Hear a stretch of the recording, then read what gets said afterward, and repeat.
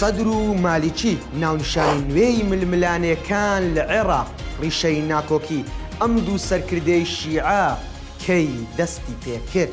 بۆچی سەدر ڤیتۆی لەسەر مالیکی هەبوو؟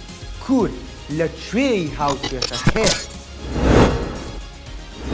نەهرۆ جەرجی سم و ستاندەرستۆریتان پێشکەش دەکەم. بە بڕوای چاودێران هۆکاری سەرەکی بە بنبەست گەیشتنی پرۆسەی سیاسی عێراق ململانە و ناکۆکیەکانی نێوان سەدر و مالیکیە بە جۆرێک ڕیشەکەی بۆ ساڵی 2008 دەگەڕێتەوە، کاتێک نووری مالیکی کە ئەو کات سەرۆک وەزیرانی عێراق بوو بەهۆی فراوانبوونی هەژمونی ڕێکخراوی مەهدی باڵی سەربازی ڕەوتی سەدر هەڵمەتێکی سەربازی دژی ڕێکخراوەکە دەست پێ کرد بە پشتیوانی ئەمریکیەکان و ئێرانیەکانیش لە ماوەی 3 هەفتە دوای کشت و بڕێکی زۆر ڕێکخراوی مەهدی سەرچی ڕادەستی دەوڵەت کرد و هەڵوەشایەوە.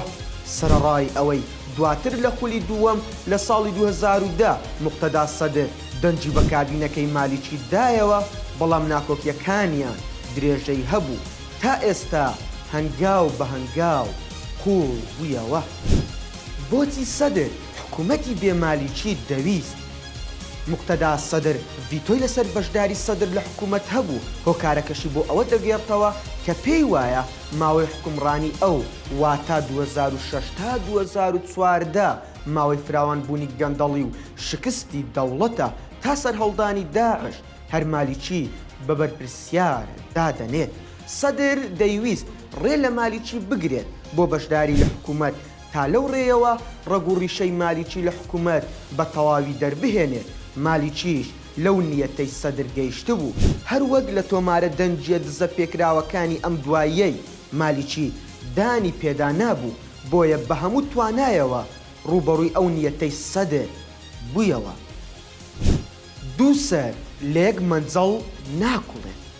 چاودێرانی سیاسی دۆخی عێراق پێیان وایە دۆخی عێراق بە تەواوی بە بنبەست گەیشتووە. جارێکی تر مالیکی و سەدر ناتوانن لە پرۆسەی سیاسی عێراق بەیەکەوە بەردەوام بن. سەدر ئێستا دەیەوێت جگە لە مالیکی کۆتایی بە هەژمونی هەموو نەیارەکانی بهێنێت، دەستورێکی نوێ بە دڵی خۆی بنووسێتەوە، ڕۆڵی خومەینی لە عێراق بۆ خۆی مسۆگەر بکات، بەڵام بربەستەکانی بەردەمی زۆرن. کورد لەکوێی هاوچێشەکانە؟ جگە لە پارتی کە لە سەرەتاوە چووە بەرەی سەدر هەموو لایەنەکان دژی هەوڵەکانی سەدر وەستانەوە، پارتیش لەسەر زاری بارزانی پاشەکشەی کرد لە پشتیوانی لە سەدر. دوێنێش بەڕەسمی هۆشیار سێباری ئەندامی مەکتەبی سیاسی پارتی ڕایگەیان دژی هەوڵی گۆڕینی دەستوری کە سەدریەکان داوای دەکەن. بەو پێش کورد یەکێکە لە ڕێگریەکانی بەردەم پرۆژەکەی سەدر و ئایندەی سیاسیەکەی کە بەرەو تونێلێکی نادیار دەچێت.